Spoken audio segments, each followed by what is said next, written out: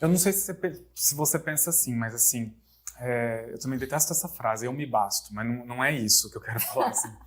Eu não me basto de jeito nenhum, mas eu não gosto de depender de outras pessoas. Então, por exemplo, se eu dependo de alguém para fazer alguma coisa, eu vou conversar com ela, a gente vai se acertar e nós vamos fazer.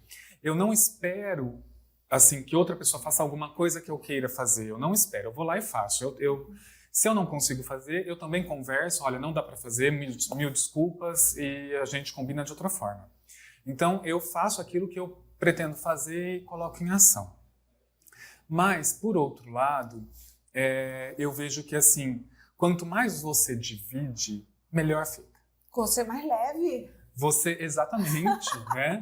Então, aí, hoje eu tô nesse aprendizado de, assim, vamos dividir.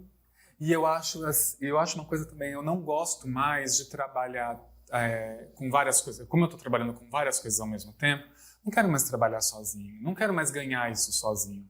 Eu posso dividir, que vai ser bom para todo mundo. E aí nisso vai acontecendo essas regras que a gente vai fomentando na vida. Então assim, a gente divide no casamento, a gente divide no trabalho, a gente divide na academia, a gente divide em todos os lugares. Exatamente. Você está dividindo hoje um momento com a sua filha que talvez na sua cabeça você até pense que a experiência não está sendo boa para ela, mas de repente essa experiência está sendo muito boa para ela. Entendeu? Ela não é uma experiência prazerosa de uma viagem, mas ela é uma experiência de ver você atuando em outra área. De outro jeito. Então, essas experiências que a gente troca, às vezes, mesmo a gente entendendo que elas também não são tão legais, eu acho que a gente também tem que dar valor a elas, porque elas têm o seu momento de grandeza, né? E pode ser que esse seja um aprendizado muito valoroso para ela futuramente, entendeu? A gente nunca sabe, né? Eu vejo hoje, assim, que eu comecei a perder meus avós, e sofro muito com isso porque eu tenho um amor enlouquecido assim, o que me comove é criança e idoso. Eu tenho isso, sabe? E aí eu vejo assim coisas que meu avô falava que foram, não é que ele falou, uma experiência que eu tive com ele, sei lá, de limpar calçada, porque meu avô fazia assim, pra gente ter um dinheirinho, a gente precisava fazer alguma coisinha. Então aí eu lavava a calçada, entendeu? Ele mantinha a casa, porque meu pai morreu muito cedo, né? Ele mantinha a casa da gente, mas aí assim, ele sabia que a gente queria um dinheirinho, assim, aí lavava a calçada. E ele era muito rígido, ele não falava 2 vezes. Ele só falava uma. Meu pai era assim. E ele tinha um português bom, mas quando ele estava nervoso, ele falava em espanhol, e tadinho, até eu sei falar em espanhol, mas nem sei se era espanhol, sabe? A gente brinca hoje assim, nem sei se era espanhol. Mas ele dava uns esporros assim, e a gente tremia na base, né? Porque era o esporro. O terceiro já era a mangueirada, entendeu? Mas, gente, eu lembro disso e eu levo tanto hoje pra minha vida, assim.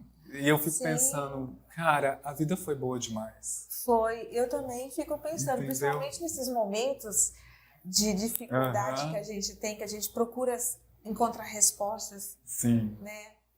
Eu começo a voltar atrás, assim. Meu pai sempre foi, antigamente era comerciante, né? Não era empreendedor. Exatamente. Meu pai empresário. Não, era comerciante. Meu pai sempre foi comerciante. E quebrou várias e várias vezes. Ele teve fábrica de vassoura, fábrica de não sei o quê, fábrica de flor, E ele se levantava. E o último dele, antes dele morrer, eu lembro que ele tinha um restaurante. E eu falava assim, jamais quero ter um. Olha porque só. É uma escravidão. Uma vez, eu tinha 15 anos, tinha acabado de chegar em Porto Velho. Ele tinha separado dos meus pais, ou da minha mãe, e eu fui morar com ele. E a gente quebrou, assim, de uma tal forma que meu pai não tinha onde ficar, ele ficou numa oficina. O cara deixou pra ele ficar morando numa oficina que só tinha metade, que era coberta. Essa parte ficava toda aberta. E ele começou ali de novo, fazendo marmitex, quentinha. E um dia ele passou mal. E ele fazia quando tava construindo o TRT, sabe onde que é ali na... Sei. E e eu fiquei morando com ele. E ele não queria eu morando na oficina por causa que tinha homem e tal, mas eu queria ficar com ele.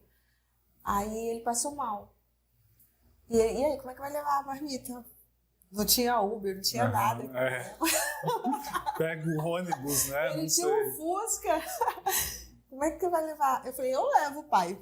Acho que eu tinha umas 30, 50 marmitas no isopor desse tamanho. Eu magra, eu levo. Ainda tem essa ladeira, né? Não, Sim, é o Mirante Barroso, não é? Eu acho que é. Zé, eu fui com aquela marmita, deixar na bicicletinha, levar essa marmita. Nunca me esqueço. Exatamente. E são assim, aí eu fico pensando, gente, eu já passei por tanta coisa. Não é? Olha, 15 anos eu levar quentinha de bicicleta. Então, a bicicleta mal freava. sim. Eu desci aquela ladeira. Uma hora os caras lá viram eu chegando. Um foi correndo, segurou a bicicleta na frente. Exatamente. Imagina! Não, e assim, é muito... Outro dia eu conversando até com um cliente, a gente conversando sobre morar sozinho e tudo mais. E aí ele comentando assim, eu sei fazer tudo. Eu falei, eu também. Eu aprendi muito cedo, porque meu pai morreu com 7 anos. Eu tinha 7 anos. Aí, assim, começa a se reorganizar o sistema familiar, financeiro, de tudo. E foi naquela época que o Brasil quebrou, que todas as contas foram congeladas. Então, assim, meu pai morreu, as contas foram congeladas, então acabou o dinheiro. A gente não tinha o que comer. Meu avô, que era comerciante, mas de serviço, meu avô vendia serviço, que conseguia ter dinheiro porque não usava conta. Ele pegava o dinheirinho e guardava. E aí, ele que colocou comida dentro de casa. Mas eu comecei a cozinhar muito cedo. Porque eu tinha que ajudar minha mãe começou a vender roupa, enfim. E aí, eu sei fazer, eu brinco hoje, assim, eu falo, eu sei fazer tudo, não gosto de fazer nada, mas eu sei fazer tudo. Eu também. Por isso que eu sei fazer. Eu tenho a Cris que me ajuda, um beijo, Cris. A Cris é maravilhosa. Mas assim, eu sei fazer tudo. Sei fazer comida, sei passar roupa, sei lavar roupa, sei passar camisa de seda. De a gente saber um pouco. E E não é aquele negócio, eu me basto. Sim, não, eu consigo, não preciso disso, sim, entendeu? Exatamente. Eu consigo fazer. E, pra mim, às vezes eu falo assim, eu queria que meu pai estivesse aqui pra ver eu hoje, assim, né? Aí o consultor, eu falo, coitado, meu pai não teve muita sorte na vida. Ele falou, como não teve? Quantas vezes você falou que teu pai já quebrou? E teu pai se levantava todas as vezes. Exatamente. E olha só, e quando eu começo a ter alguns pensamentos negativos, eu já lembro do meu pai. Meu pai tinha muito menos e fazia muito mais. Não é? Né? E muito menos recurso, né? Hoje a gente tem mais recurso. Mesmo, muito menos recurso, muito menos dinheiro. Sim. E ele conseguia se erguer. Ele morou no fundo de uma oficina, que não tinha... Se chover, molhava tudo lá dentro. Ele levava as quentinhas dele. Aí depois ele mudou, alugou um prédio perto do TRT para oferecer Visionário também, né? Então você imagina assim, ele nunca desistiu. E eu falo, não, pai, não vou desistir. É isso mesmo. Ô Ju, e pegando esse gancho, a vida foi boa? Sim. Não que ela vai acabar, de jeito nenhum. A vida foi boa até agora. No final a gente fica rindo, né? Exatamente. No geral, a vida foi boa? Com certeza. Vale a pena, não vale? Vale a pena. Eu falo que hoje eu comecei a trabalhar muito tarde. Fora, assim, né? Comecei a trabalhar com 33 anos, né? Então, para a maioria das pessoas, eu comecei a trabalhar tarde. Mas, olhando esses 9 anos, gente, você para ver assim, você fala, meu Deus! Eu falo Na verdade, não sei se é trabalhar tarde, mas também trabalhar com o público, porque, entre aspas, você... Eu já entregava até rentinha. Exatamente, na bicicleta. Na bicicletinha. Mas eu falo assim, meu Deus do céu, valeu a pena. Como tá valendo? Hoje empreender é muito difícil, né? Não é fácil. E às vezes eu tô lamentando com as minhas amigas, ela fala, Ju, vê como é que você era. Aí eu começo, não, vê lá atrás, quando você tava casada, oprimida, submissa. Exato. Hoje você vai e vem, é independente. É um ônus daquilo que a gente faz, mas que assim, ok, vamos bota quente, porque... Hoje eu não mato um leão por dia, não. Hoje eu tô matando 2, 3, e é que nem agora. Vale a pena? Sim. Vale, eu tô rindo, tô conversando, tô contando as histórias. Isso. E vale a pena. E vale a pena, eu também Isso acho. é viver. É viver, exatamente. Eu falo que, assim, gente, as pessoas... Primeiro que, assim, eu morava no interior e aí eu já diferente de você, eu já comecei a trabalhar fora aos 14. Eu com 14 anos arrumei um emprego porque eu não tinha o fomento do pai na casa e aí eu fiquei muito assim com aquilo, eu preciso trabalhar, eu preciso colocar e assim, e isso me causou coisas interessantes e coisas também não muito interessantes, mas enfim, tá tudo resolvido já.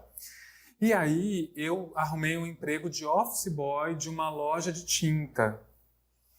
Eu lembro que eu vinha assim com a mão doendo de tanto carimbar, porque toda nota fiscal tinha que ser carimbada, que tinha saído e tinha a data, que você tinha que escrever à mão. Gente, imagina, essa burocracia nem existe mais, né? E aí, beleza, eu vinha assim, eu carimbava.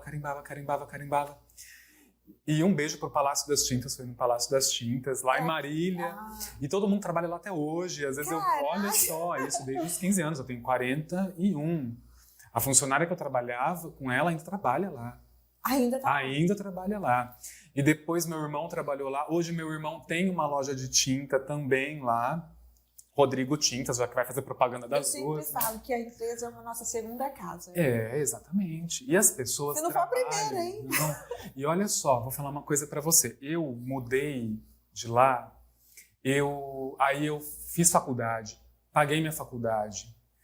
Tudo que eu precisava, a gente trabalhava como uma família. Tudo que precisava era conversado. Então eu precisei sair mais cedo para fazer faculdade. Tudo era conversado e era resolvido.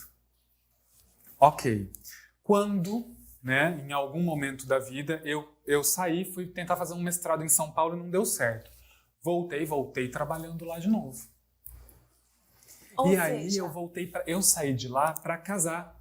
Casar assim, me juntar, né? Quando aconteceu a primeira vez, eu era muito novinho. E eu falei para minha mãe sofreu muito, óbvio que não era um casamento normal, enfim, né? Eles se juntaram e compraram um micro-ondas para mim. Foi o presente que eu ganhei. Foram deles, nem da minha família. Não tô culpando a minha família, não. Um beijo para todos. Mas você entende, olha como é uma casa. É literalmente, não funciona como um lar, mas é fraterno. Eu acho que é isso que tem que, no final das contas, é isso que vale pra gente. Que tem que prevalecer, né? Exatamente. E outra coisa, é você deixar o Zé lá, a pessoa que foi, e você teve outra oportunidade de voltar para a empresa e te aceitaram também. Sim, lógico, Então, assim, é um completando o outro, complementando. Isso é muito importante. Eu sempre falo, a gente tem que sair daqui, vocês que vão sair daqui, vocês têm que sair. Eu quero que vocês saiam daqui melhor. Vocês querem Eu sempre falo, é um crescimento pessoal. Além de ser profissional, mas ele é pessoal. Sim, né? Vocês saem daqui com orgulho de dizer que trabalhou aqui, que vocês aprenderam isso e aquilo. E se amanhã quiser voltar, eu quero estar de portas abertas para vocês. Porque eu sei que vocês saem daqui bons. Exatamente. Eu falo a mesma coisa. Então fala. Eu falo a mesma coisa, sabe por quê? Eu acho que crescer junto é muito melhor do que crescer separado. Mas todo crescimento de qualquer lugar, ele depende do crescimento pessoal. Então não tem como você crescer se aquele rapaz não cresce. Sim. Não cresce. Eu ando por muitos lugares, né? Assim, dei aula também um tempo. E uma vez, eu quero inclusive muito entrevistá-la aqui. E uma vez eu fui numa faculdade e já falei isso até para ela, vou falar até aqui, até da Ieda e do Wildon. E eu falei para ela, eu fiquei impressionado com a estrutura. Porque gigantesca. Não, Ju, nós estávamos lá em 4 ou 5 salas de pós-graduação com 40 ou 50 alunos e eram 3 pessoas comandando tudo isso. Caraca, ou seja, com pouco se faz um monte. Exatamente, aquilo me mostrou o seguinte, como pessoas alinhadas, como uma gestão alinhada consegue manter bem, é realmente... eu preciso disso. Não é? Não é, exatamente. Mas então, assim, eu fico, nossa, e assim, eu falo pra ela, sou um fã dela, porque assim, fiquei, meu Deus, assim, aquilo para mim foi tão impressionante, sabe? Óbvio, pode ser que eu não saiba que tenha mais gente, que tinha mais gente ali em volta, né? Um dia eu posso perguntar isso pessoalmente para ela e tal, mas realmente acho que era isso. Mas assim, por quê? Porque a pessoa, quando ela cresce, a empresa cresce, se essa pessoa estiver crescendo junto, sozinha, pessoalmente, ela vai virar um grande profissional. Ela é um grande profissional. Exatamente. E ela vai poder estar em qualquer outro lugar também, porque ela cresceu pessoalmente. Isso pra gente é perfeito, né? Às vezes a gente quer contratar alguém que tem estudos, mas eu vejo que a vivência, o conhecimento, às vezes vale muito mais do que todo esse aprendizado, desse currículo, que às vezes tem um currículo enorme, mas não sabe se relacionar. Exatamente. E não saber se relacionar, você não adianta, você não vai para lugar nenhum. Você sabe uma coisa que às vezes eu falo assim, olha, lógico que depende do grau e depende de onde essa pessoa vai ser contratada, né? Mas assim, às vezes eu falo assim, a primeira coisa do currículo, que não está no currículo, que você vai ter que perceber na entrevista, é se ela é boa. Se ela é uma pessoa boa. Porque se ela for boa, não é boa em fazer isso, não é boa. Se ela tiver bondade, humildade, ela vai... Porque assim, para mim, o princípio, se você virar para mim hoje e falar assim, Zé, vamos fazer um cassoulet lá, eu falo, Ju, se eu tiver bondade de aprender e entender e te ajudar, eu vou ser o melhor funcionário para você nesse dia. Exatamente. Entendeu? Mostrou disponibilidade. Exatamente. Eu mostrei que eu estou ali disposto realmente. Eu não sei, mas eu estou disposto a encarar isso contigo, entendeu? Eu tenho uma funcionária que ela sempre trabalhou em casa. E ela mandou um currículo e eu liguei para ela, né? Aí fiz, na época, a entrevista online. E ela falou assim para mim, eu nunca trabalhei sendo outra coisa, eu nem sei fazer. Mas a senhora me der uma chance... Eu vou mostrar para a senhora que eu sou capaz, porque eu quero aprender. É isso. E hoje ela faz todos os drinks, todas as saladas. Olha só. Ensina a gente saindo e ela ficando. A gente saindo e ela ficando. Porque ela está sempre disponível para aprender, para ajudar. E é isso que a gente preza em relação a todos, né? Em qualquer relacionamento, não só. A gente está falando aqui de trabalho, mas em qualquer relacionamento. Não é estar disponível. Não, pode chamar fulano. É ter aquele... Não, se não der Dona Juliana, eu vou. Se não der fulano, eu vou. Eu tô aqui. Saber que você não tá sozinha. Saber que você pode contar com alguém. E saber também que, assim, pode não sair a melhor, mas eu tenho certeza que vai sair do jeito que ela se propôs a fazer, do melhor jeito. Sim, mas só de você saber que aquela pessoa se propôs a pesquisar, tá do teu lado, exatamente. Isso faz muita diferença. Ju, e pra gente encerrar, tô adorando. Eu acho que a gente vai fazer um bloco 2. Aí a gente vai vir com uma blusinha de frio, que eu tô com frio. Eu também tô. Mas o que a gente vai... Pra gente encerrar, o que a Juliana sonha? O que a Juliana Moura Melo sonha? Qual é um sonho da Juliana? Os nossos sonhos, eu descobri que eles são alcançáveis. Alcançáveis. Sim. Porque eu já tive sonho e depois eu tive que mudar. Então, assim, são objetivos que são sonhos. Né? Eu tenho um objetivo disso. É um sonho também.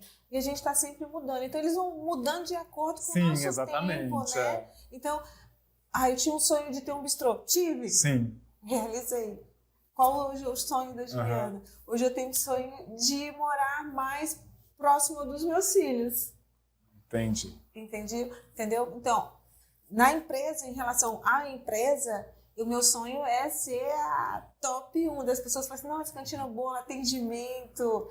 Eu quero que eles sintam em casa, de ser recebidos. Legal. Levar satisfação para os meus clientes, assim. Sim.